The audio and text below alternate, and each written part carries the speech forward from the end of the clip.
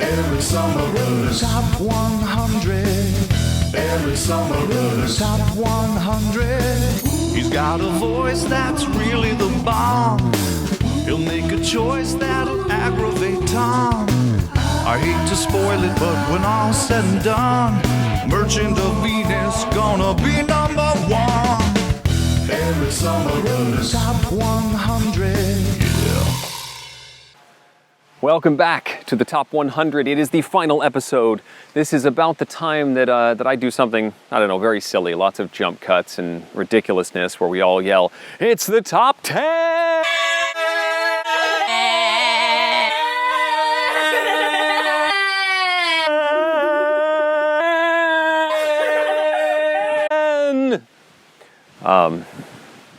But that seems a little silly, don't you think?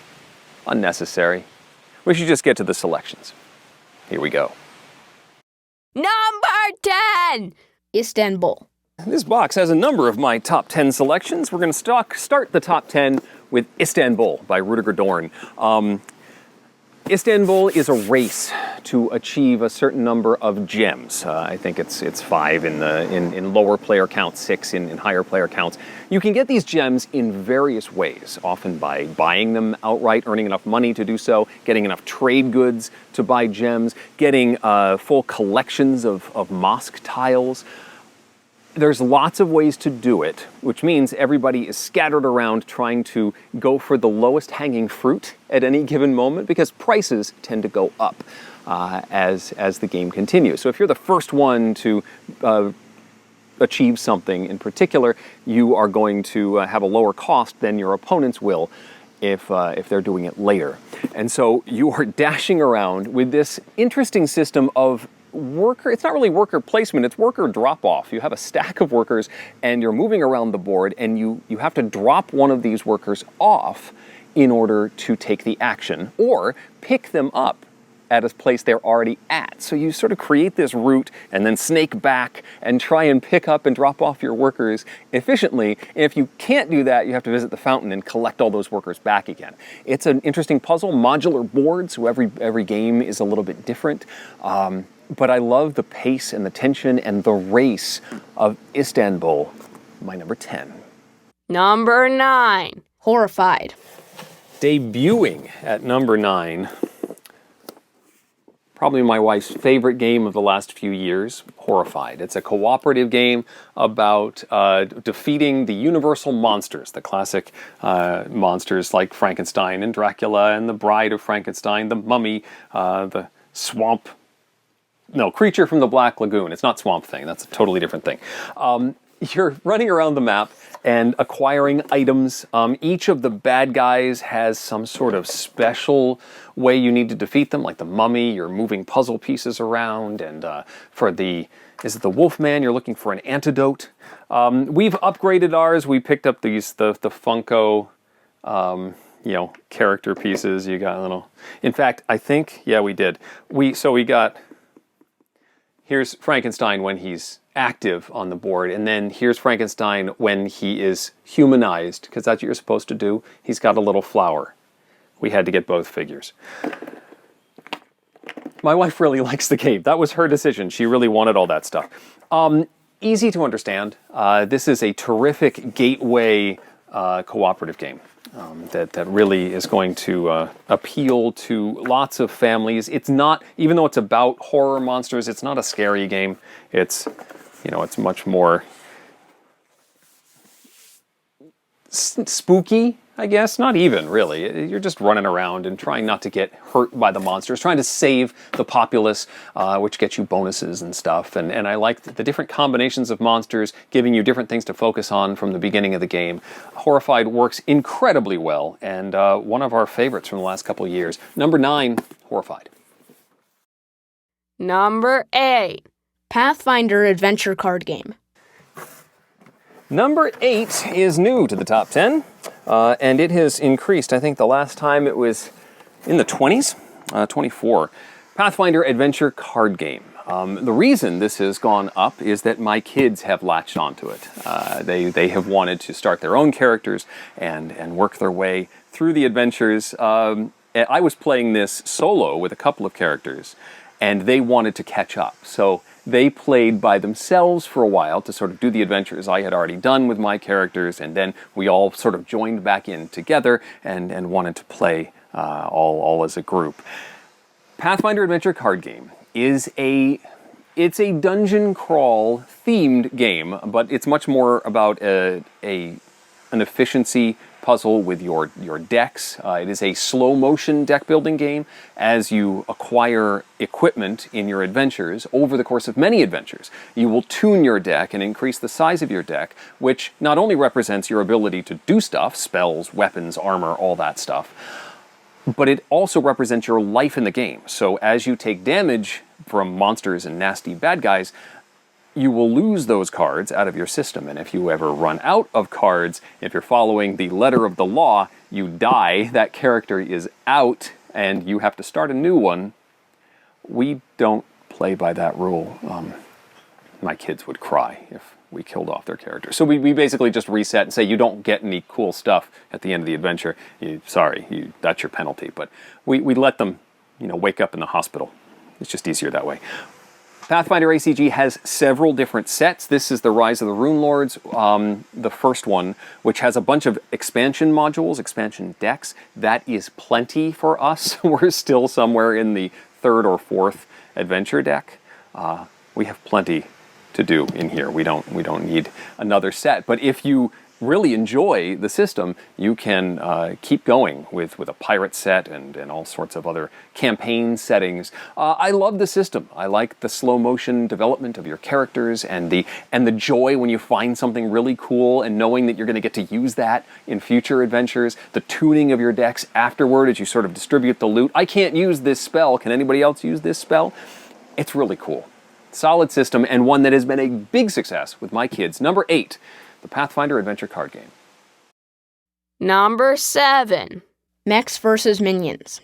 Number 7, Mechs vs. Minions. Another game with amazing production values. It's not really fair because it's produced by a video game company that had plenty of capital to make this whole thing happen, but the product itself is fantastic. It's a cooperative game where you are playing these sort of robot or people piloting robot mechs, and you're trying to achieve various tasks, and these can vary because it's all scenario based, and maybe you have to get a mine into it's almost like a soccer game. You have to sort of push it into a specific spot. Maybe you just have to take out a certain number of bad guys, just get from one end of the board to the other without dying, stuff like that. But you're all working together, and you're all using cards in a programming system.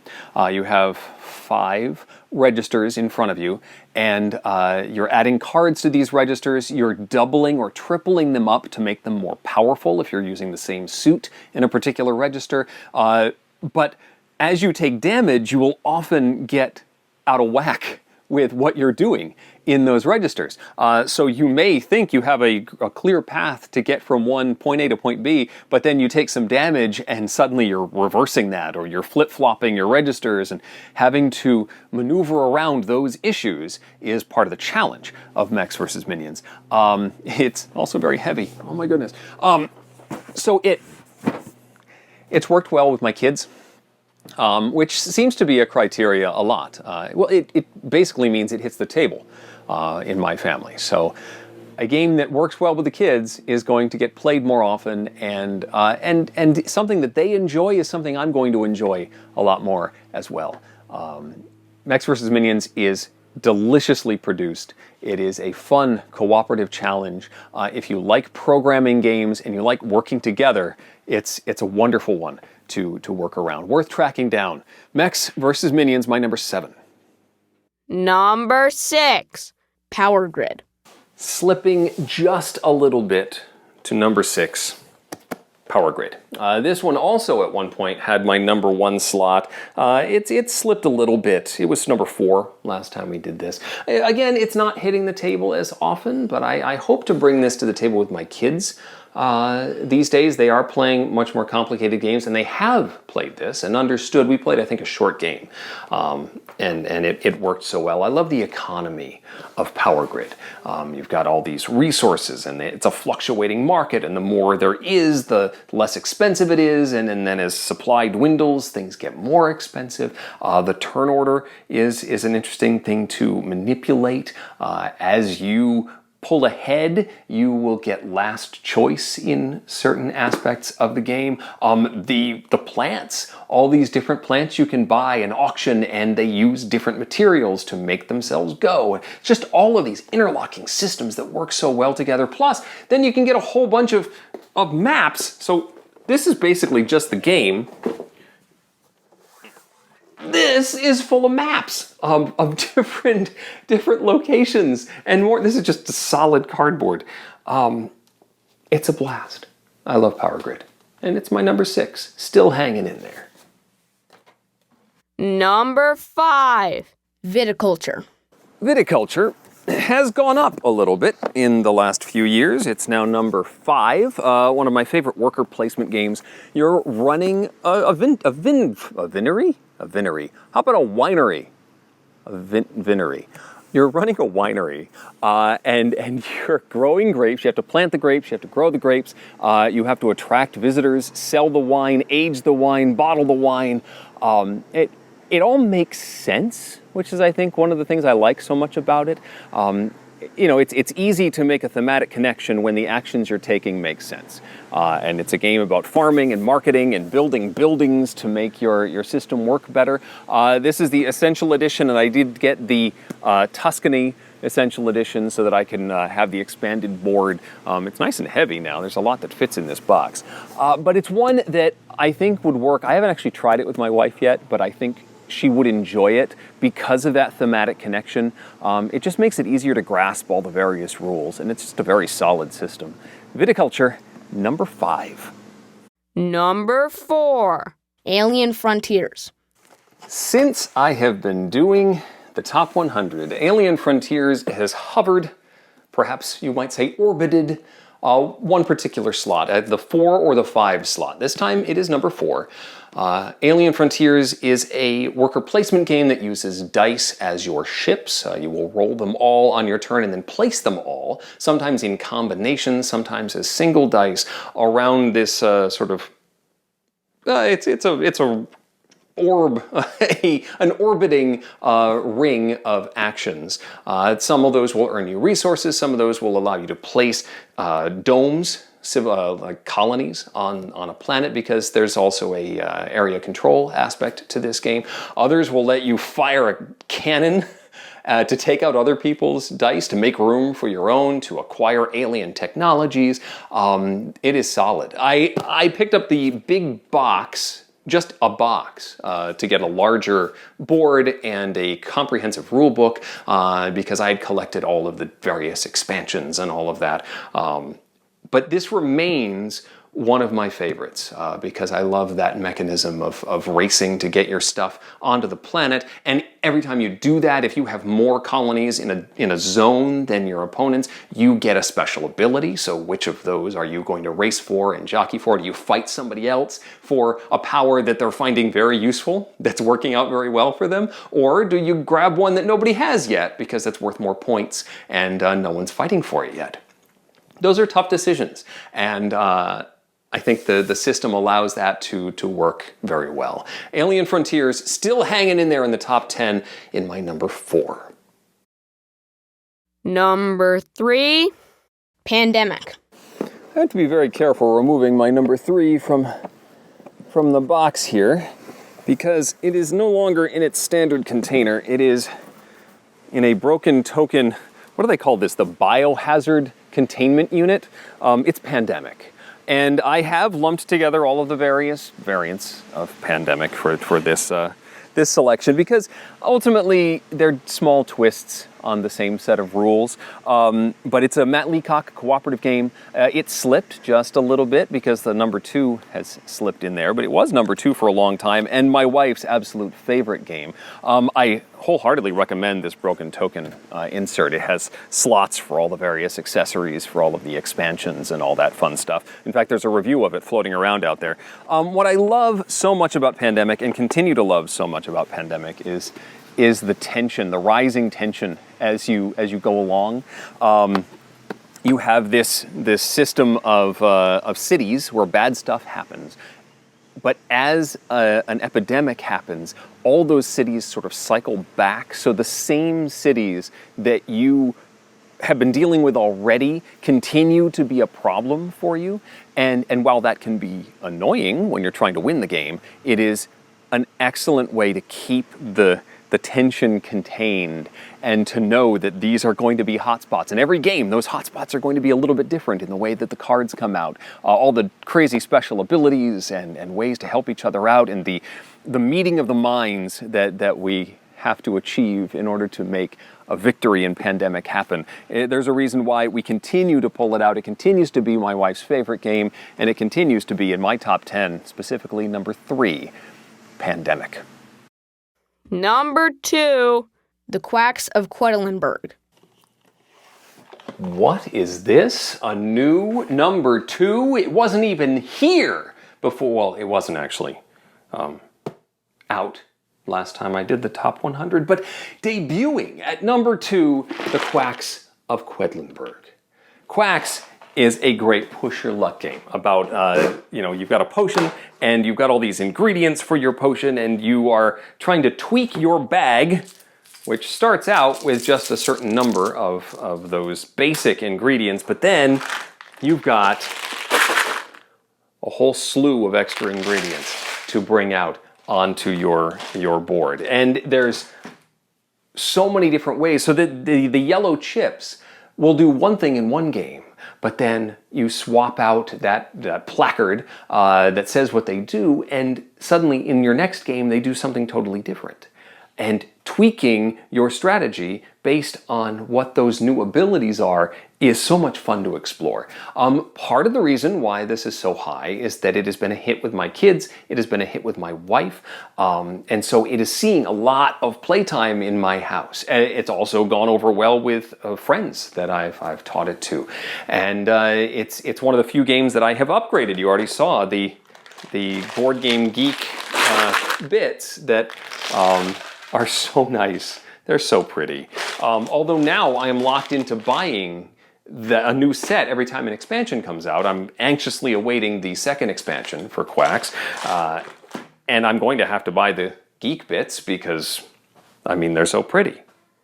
But anyway, right now, it has gone like gangbusters with the Quacks of Quedlinburg. Push your luck game where you never quite know how a round is going to go, but when things work, when you pull that token that you absolutely needed at the right moment, or a particular synergy of abilities triggers in just the right way, it is so satisfying. And I just can't wait to play again. The Quacks of Quedlinburg, number 2.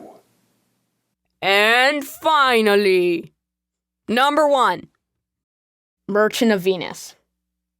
There's not much that I can say about Merchant of Venus at this point. It has been the number 1 every time I have done this list. It's in the theme song for good reason. Merchant of Venus is a pick up and deliver game in space in which you can upgrade your ship, find routes, explore where you're going, and race to make deliveries to get money more quickly than your opponents. It's got a real sense of risk versus reward. You can often take a direct route somewhere that could send you in terrible directions that may force you to roll some dice, or if you don't roll the dice you need, you're going to go in a direction you don't want to go, or have to pay significant amounts of money that you don't want. Or you can take the longer route, which is a surefire thing, but may take you an extra turn or two. And because this is a race, you have to make that very difficult decision. I have currently 3 different versions of Merchant of Venus. For a while, it was unavailable totally out of print. And so I built one. This is an old Seen It box that I haven't actually opened this in a while. It's a little dusty. But using, some print and play files, I, made this and laminated them, and here's the different shipboards and stuff like that. All of these wooden tokens. Wow, I haven't looked at this in a while. Wooden tokens that go into draw bags, and I think I've cannibalized this a little bit, although it looks like I've got some like color-coded dice in here for the Win'em. Each person has their own color-coded dice. I should see if I can play this copy sometime soon. But anyway, I built my own copy after playing a friend's a few times and saying, this is great, this is worth my time to build my own copy. And it took a while to build my own copy. I was later gifted a copy of the original, and this is the Avalon Hill version that travels with me to conventions, and I miss conventions. I want to go to more conventions and bring this again with me. I will bring this along with my Minion Games metal coins that I use as currency. I've upgraded that version quite a bit, but these Minion Games coins are pretty slick. So that's my space currency that goes around. But I also have, ta-da, the Fantasy Flight version with a lovely Daedalus insert that keeps everything nice and organized inside. The more recent Fantasy Flight edition, which I do believe is currently out of print, but you may still be able to find this one floating around for not too much, has two editions of the game, and for a while I was categorizing them as two different things. They call it the Standard Edition and the Classic rules. I wholeheartedly recommend that you play the Classic game. That is the one I fell in love with. That's the one that is far more streamlined. The Standard rules, if you do have the Fantasy Flight Edition, are more fantasy flighty. There's more danger. It's harder necessarily to get from point A to point B. You might run into pirates who might steal all your stuff, which if you like that sort of thing, you might enjoy that happening. I don't enjoy that happening. So I haven't really done that. So almost always, I haven't played the Standard Edition in years, whereas I've played the Classic Edition upwards of 75 times. I love playing it with new players, teaching it to new players, and almost always, except for one example, Mr. Vassal. Well, Mr. Vassal beat me handily. He found every relic on the board and said, this game is easy, I never need to play this again. And that was his opinion of it. But almost everyone that I've played it with has said, this is really neat. I'd love to play this again. Merchant of Venus, still #1, and I don't see that changing. There you have it. I'm speaking to you from my front stoop at 99 McDermott Circle, where many packages just like this one have been delivered. I don't know what's even in here. It's been 15 years that we've been here in this house, and while it has definitely served us well, it's also time to move on. It was just the two of us when we moved in here. We didn't even have the little puggle yet, and we have definitely expanded to burst this house at the seams a little bit. So we're looking forward to a new start, but it's a little bittersweet to leave this home of so many years. But I do appreciate you coming with me on this journey of finding all the games and sort of saying goodbye to the old house. Yeah, I'm sure by next time I'll have a new studio and video space to work in, and I'm excited about that. I hope that you are hanging in there in 2020. I hope you have a great end of the year, and I hope to see you soon. Until next time, I'm Eric Summerer, and thanks for watching.